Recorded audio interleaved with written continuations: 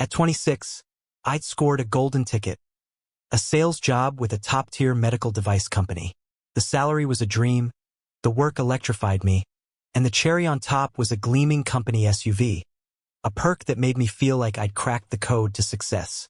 Barely out of my mid-20s, I was riding high. The only drawback was my territory, a sprawling patchwork of states from West Virginia to Maine. Budget cuts meant I'd be driving to most clients, racking up miles on lonely highways. But I couldn't complain. Jobs like this were unicorns for someone my age, and the open road held a certain allure, a chance to carve my own path. It was late November, the air sharp with winter's edge. I'd just finished a pitch at a hospital in southern West Virginia, demoing our latest orthopedic implants. As I loaded my gear into the SUV, my phone rang. A clinic in coastal Maine needed a product demo by 9 a.m. tomorrow to seal a major order. My watch read 4:30 p.m. The GPS plotted a 6.5-hour drive through the White Mountain National Forest, a remote stretch of twisting roads. I had a duffel packed with scrubs, toiletries, and manuals from a week on the road. The deal was too big to pass up, so I agreed, hit a gas station for fuel, grabbed 2 energy drinks and a pack of beef jerky, and merged onto the narrow highway north. November in the northeast is a thief of light. The sun had already vanished, leaving a sky choked with heavy, slate-gray clouds that smothered the stars. The temperature hovered near freezing, and a faint mist clung to the road, curling like ghostly fingers. The forest closed in, pines and bare oaks weaving a canopy that blocked out the world. My headlights sliced through the dark, illuminating the cracked white lines that guided me deeper into the wilderness. The isolation was immediate, a weight that settled in my chest.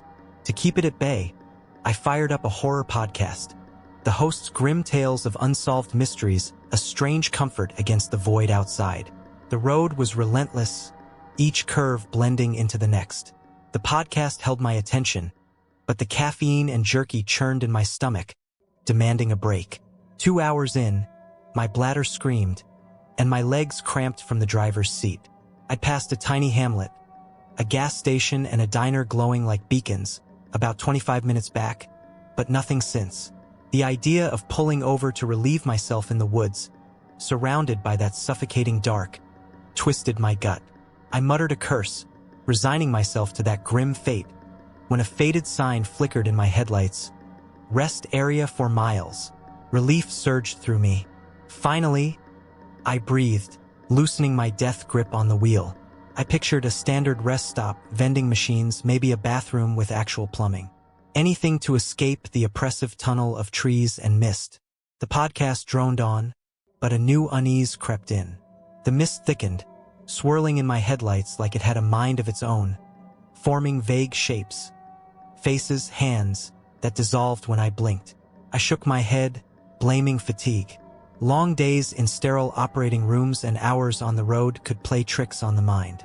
The rest area emerged from the fog, a bleak outpost carved from the forest. A single, flickering street lamp cast a sickly yellow glow, its buzz like a dying insect. No fast food, no vending machines, just a warped picnic table, a rusted trash can, and 2 squat brick buildings with sagging blue roofs. Signs marked men and women hung crookedly above their doors. The parking lot, barely big enough for 10 cars, was deserted. My headlights swept the scene, making the buildings look like tombs. The lamp's stutter painted shifting shadows, and the mist seemed to cling to the ground, pulsing faintly, as if breathing. I parked near the men's restroom, the engine's hum fading into silence. The cold bit as I stepped out, my breath clouding in the air. I grabbed my phone for distraction, its screen a small comfort. The forest loomed behind the rest area, a wall of black that seemed to lean forward, watching. As I crossed the cracked concrete path, a movement caught my eye, a dark, shapeless mass shifting among the trees, just beyond the lamp's reach. It was vague, like smoke, but deliberate, gliding between the trunks. My heart stuttered. I squinted, but the mist and dark swallowed it. "Just your eyes?" I muttered, blaming the endless road and the podcast's grim tales. Still, my skin prickled as I pushed open the restroom door. The interior was a nightmare. The air reeked of mold and neglect. The walls stained with streaks that looked too much like dried blood. 3 urinals flanked one side, their porcelain chipped, while 3 stalls lined the other, their metal doors dented and scarred. 2 bare bulbs dangled from the ceiling, one dead, the other flickering like a strobe, casting the room in a disorienting pulse of light and shadow. The cold seeped through the tile floor, numbing my feet. My reflection in a cracked mirror looked hollow, my eyes shadowed from the day's grind. "Great," I growled, my voice echoing. A serial killer's dream. I chose the middle stall, locking the door with a rusty click. The seat was frigid, a shock that made me hiss. I settled in, scrolling through my phone, trying to ignore the flickering light and the silence that pressed against my eardrums. The wind outside was faint, a low moan that barely penetrated the walls. The mist seemed to seep under the door, curling in faint tendrils that dissipated when I stared. I blinked hard, focusing on my game, willing myself to finish and get back to the safety of my SUV. Then the lights died.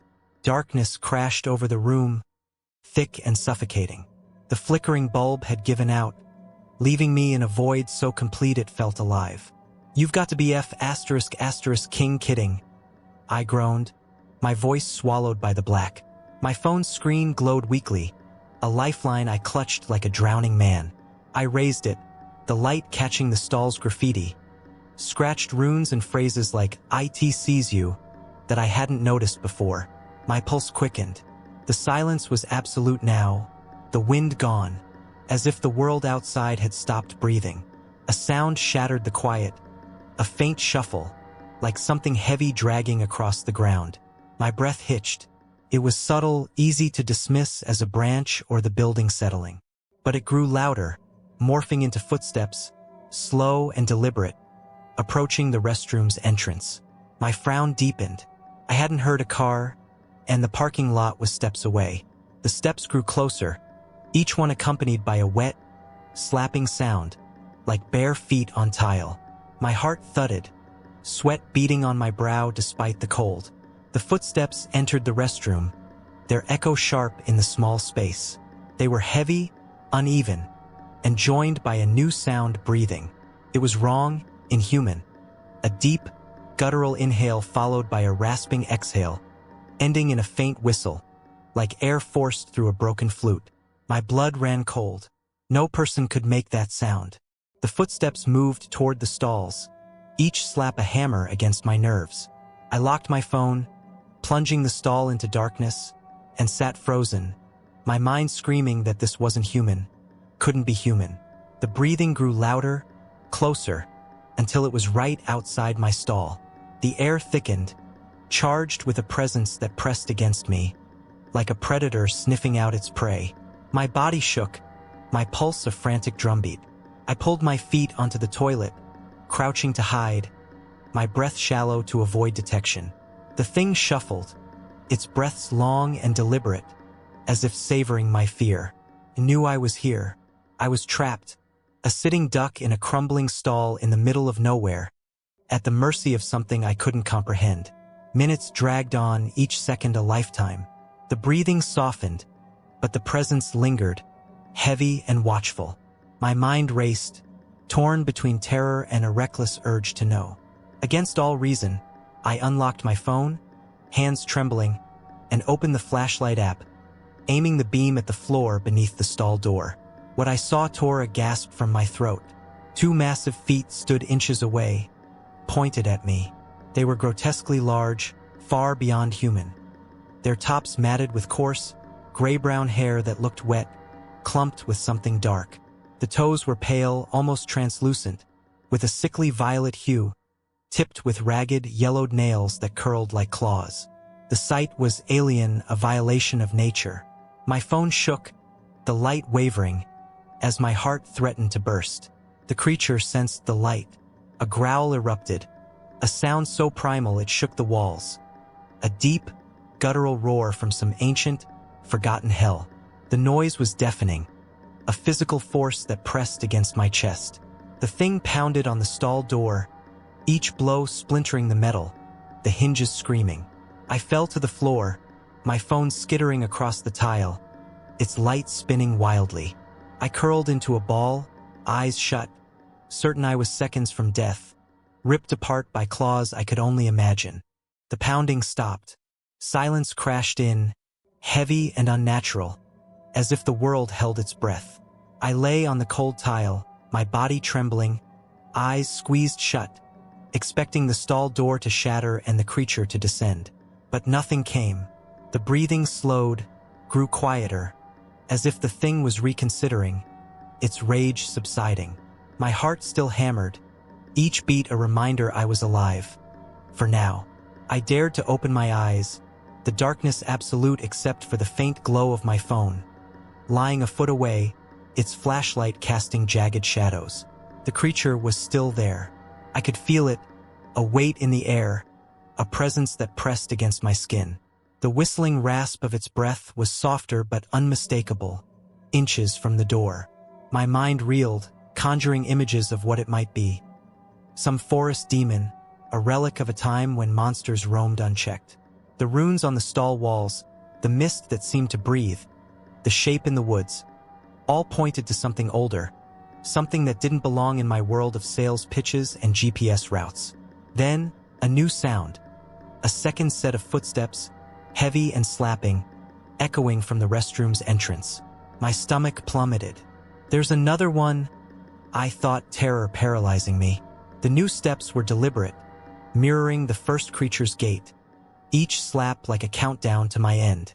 I braced for a double assault, imagining two beasts tearing through the door, their claws rending me apart in this forgotten rest stop.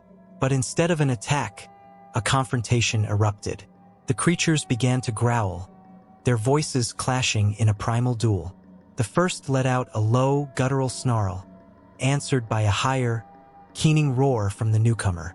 It was a display of dominance, a challenge that shook the walls. The air vibrated with their rage, the breathing now a chorus of rasps and whistles. I grabbed my phone, its light trembling in my hand, and aimed it under the stall. What I saw was a nightmare unfolding. The creatures were locked in combat, their massive forms slamming against the walls. Blood, dark and viscous, splattered the tile, mingling with tufts of matted, gray-brown fur. They clawed and bit, their growls inhuman, their movements a blur of violence. One was larger, its silhouette hulking, while the other was leaner, faster, darting in with slashing strikes. The stench of blood and musk filled the air, choking me. The floor was a slaughterhouse, streaked with crimson and fur, the tiles slick under my feet. The battle shifted. The smaller creature retreated, its footsteps stumbling toward the entrance. The larger pursued, their growls merging into a feral symphony. They spilled outside, their roars fading into the woods, a distant drone that echoed through the mist. I staggered to my feet, my legs weak, and crept from the stall, my flashlight sweeping the carnage. The restroom was a war zone. Blood pooled in cracks, fur clung to the walls, and the air reeked of death, like a predator's den left to rot. The runes on the walls seemed to glow faintly, pulsing in time with my heartbeat, as if alive. I didn't pause to question what they were, cryptids, demons, or gods of the forest. I ran. The restroom door banged open, and I sprinted across the parking lot, the cold air a shock to my lungs. The mist had thickened, swirling around my ankles, and the street lamp flickered faster, casting the rest area in a strobe of light and shadow. My SUV stood untouched, a beacon of safety. I fumbled with the keys, my hands shaking so badly I nearly dropped them. A sound stopped me cold. A low, whistling breath from the woods, not far off. It wasn't the creatures fighting. It was something else, watching, waiting. I dove into the SUV, slammed the door, and locked it. The engine roared to life, and I peeled out, tires screeching as I swerved back onto the highway. The mist clung to the road, its tendrils curling into shapes. Faces, claws, that vanished when I looked directly. My headlights caught glimpses of movement in the trees, dark forms keeping pace, their eyes glinting like embers. My heart pounded, my breath ragged. The podcast was still playing, the the host's voice a cruel mockery of normalcy. I shut it off, the silence worse but honest. The forest seemed to tighten around me, the trees leaning closer, their branches scraping the SUV's roof like fingers. The mist grew denser, forcing me to slow, my visibility shrinking to a few feet. A shape loomed in the road, a figure tall and humanoid, its form blurred by the fog. I slammed on the brakes, the SUV skidding. The figure didn't move, its head tilted, as if studying me. Its eyes glowed faintly, not reflective like an animal's but luminescent, a sickly green. I gripped the wheel, frozen, until it stepped back, melting into the trees. My foot hit the gas, and I sped on, praying I'd imagined it. Miles passed, but the forest's grip didn't loosen. The radio crackled, spitting static and fragments of voices. Words like stay and see that weren't part of any broadcast. I turned it off, my hands trembling. The mist began to clear, the trees thinning, and I glimpsed a sign for a town ahead. Relief surged, but it was short-lived. In my rearview mirror, a shape loped across the road, massive and hunched, its movements too fast, too wrong. I floored it, the engine screaming, until the forest fell away, replaced by open fields and the faint glow of civilization. Dawn was breaking when I reached a hotel in Maine, the sky a bruised purple. I stumbled into the lobby, my clothes damp with sweat, my hands still shaking. The clerk glanced at me, her eyes narrowing, but I didn't care. I headed straight for the bar, ordering a bourbon, then another, the burn grounding me. The bartender, an older man with a weathered face, watched me closely. "Rough night?" he asked, his voice low. "You could say that," I muttered, downing my drink. I didn't elaborate. How could I explain the feet, the growls, the mist that moved like it was alive? He nodded, as if he'd heard it before, and slid me another glass. I sat there, replaying the night, the runes still vivid in my mind, the whistling breath echoing in my ears. In my room, I collapsed on the bed, the bourbon dulling my nerves but not my fear. Sleep wouldn't come. Every creak of the hotel, every gust of wind, sounded like footsteps, like claws on tile. The creatures were gone, but their presence lingered, a stain on my mind. I saw their fight, the blood, the fur, and worse, the figure in the road, the eyes in the woods. Something was out there, something that knew I'd seen it, something that might not let me forget. I made 2 vows as the sun rose, casting weak light through the curtains. First, I'd never take that route again, no matter the deal or the deadline. Second, I'd never stop at a rest area, no matter how desperate. The open road had been my freedom, a symbol of my new life. Now it was a threat, a reminder that some places, some things don't belong to us. I closed my eyes, the whistling breath still ringing, and prayed I'd never hear it again.